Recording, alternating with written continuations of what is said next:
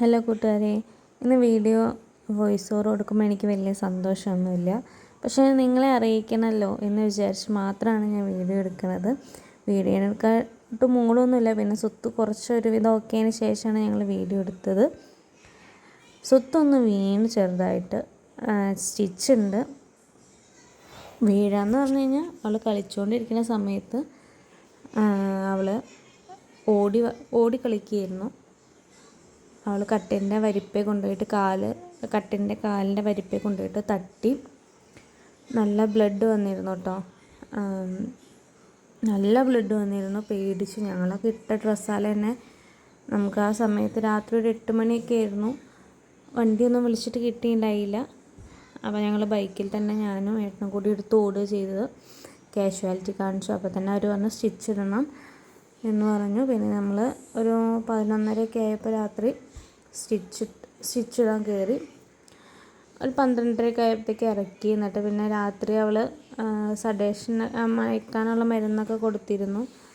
അങ്ങനെ പിന്നെ അവൾ ഉറങ്ങി കേട്ടോ. രാത്രി കുറച്ച് നേരം കിടന്നുറങ്ങി.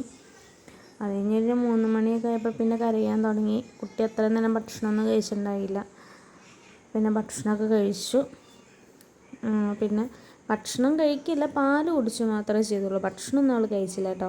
പിന്നെ പിറ്റേന്ന് രാവിലെ ആയപ്പോൾ ഇതെൻ്റെ വല്യച്ഛൻ്റെ മരുമോളാണ്. അപ്പോൾ അവരവിടെ ജോലി ചെയ്യണമെന്ന്. അപ്പോൾ കണ്ടില്ലേ, അവളെങ്ങനെ സന്തോഷിപ്പിക്കാൻ ഓരോരുത്തർ വരുന്നുണ്ട്. പിന്നെ അവൾ രാവിലെ ആയപ്പോഴത്തേക്ക് അവൾ ഓക്കെ ആയി. അവൻ വേദനയൊന്നും ഇല്ലാത്ത രീതിയിൽ തന്നെ കളിക്കാനും ചാടാനും ഒക്കെ തുടങ്ങി. എന്നാലും എനിക്ക് ടെൻഷൻ ഉണ്ടായിരുന്നു. സ്റ്റിച്ച് ഇട്ട് കഴിഞ്ഞാൽ വേദന ഉണ്ടാവുമെന്ന് എനിക്ക് നല്ല ടെൻഷൻ ഉണ്ടായിരുന്നു. കുഞ്ഞല്ലേ, അവൾക്കൊന്നും പറയാനറിയില്ലല്ലോ. പക്ഷെ പേടിക്കണ പോലെ ഒന്നും സംഭവിച്ചില്ല. ആൾ ഓക്കെയാണ്. അപ്പോൾ ഇനി ഒരാഴ്ച കഴിഞ്ഞിട്ട് ഡോക്ടറെ കാണാൻ പോകണം. വേറെ പ്രത്യേകിച്ച് കുഴപ്പമൊന്നുമില്ല. ആൾ ഭക്ഷണമൊക്കെ കഴിക്കാൻ തുടങ്ങി. ഇതെന്താ ഉണ്ടായെന്ന് വെച്ച് കഴിഞ്ഞാൽ അവൾ സ്വത്തുവോ ഇങ്ങോട്ട് വായോന്ന് അവളുടെ അച്ഛൻ പറഞ്ഞത്. അവൾ പെട്ടെന്ന് ഇങ്ങോട്ട് റിട്ടേൺ നല്ല സ്പീഡിന് ഓടി. അങ്ങനെ പറ്റിയതാണ്. നമ്മുടെ ആരും ശ്രദ്ധിക്കാതെ ഒന്നും ഇരുന്നതല്ല. അവൾ ഓടി കളിച്ചുകൊണ്ടിരിക്കുമ്പോൾ നമ്മളും വിചാരിച്ചില്ല.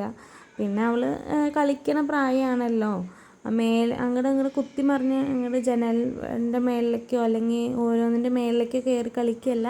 അവൾ താഴെ ഇരുന്ന് കളിക്കുകയായിരുന്നു. അതുകൊണ്ട് നമ്മൾ ആ ഒരു ഇതിലെ വിട്ടത്. പക്ഷേ അങ്ങനെ വന്ന് സംഭവിച്ചു. എനിക്ക് ഭയങ്കര വിഷമമായി.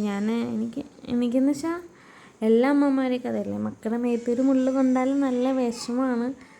അപ്പോൾ ഇങ്ങനെ ഇത്ര ചെറുപ്പത്തിൽ തന്നെ ഇങ്ങനെ സ്റ്റിച്ച് കിട്ടേണ്ടി വന്നല്ലോ എന്ന് ഓർത്ത് ഇങ്ങനെ വിഷമിച്ചു. പക്ഷേ ഇതിനേക്കാളിലും ഒത്തിരി കുഞ്ഞുങ്ങളിങ്ങനെ ആശുപത്രിയിൽ തന്നെ ഇങ്ങനെ ഓരോന്ന് വയ്യാതെ ഇങ്ങനെ വരുമ്പോൾ എനിക്ക് അവരുടെ അമ്മമാരൊക്കെ ഇങ്ങനെ കരയുമ്പോൾ ഞാൻ എന്താ പറയുക, ഒരു ചേച്ചി എൻ്റെ മുമ്പിലിരുന്ന് ഇങ്ങനെ കരഞ്ഞുകൊണ്ടേ ഇരിക്കുകയായിരുന്നു. സത്യം പറഞ്ഞാൽ ഞാൻ വിചാരിച്ചു, എൻ്റെ ദൈവമേ, എൻ്റെ കുട്ടിക്ക് ഇത്രയല്ലേ പറ്റുള്ളൂ എന്ന് വിചാരിച്ച് ഞാൻ ദൈവത്തിനോട് നന്ദി പറയായിരുന്നു.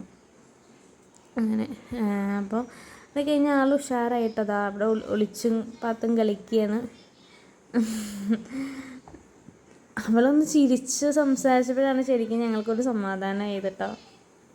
അങ്ങനെ എപ്പോഴും ഇങ്ങനെ വളവളാന്ന് അടിച്ചുകൊണ്ടിരിക്കുന്ന ഒരു കുറുമ്പിയാണ് സ്വത്ത്. എല്ലാവരോടും കമ്പനിയാവും. ആ ICUവിൻ്റെ ഉള്ളിലായിരുന്നു അവൾ ഒബ്സർവേഷൻ ഇട്ടിരിക്കുകയായിരുന്നു. അവിടെ നിന്ന് സിസ്റ്റർമാരായിട്ടും ക്ലീൻ ചെയ്യാൻ വരുന്ന ചേച്ചിമാരും ആൻറ്റിമാരൊക്കെ ആയിട്ടും, പിന്നെ അതുമല്ല വേറെ കുട്ടികളെയും കൊണ്ട് വരുന്ന ആൻറ്റിമാരും ചേച്ചിമാരൊക്കെ ആയിട്ടും അവൾ നല്ല കമ്പനി ആയിട്ടോ.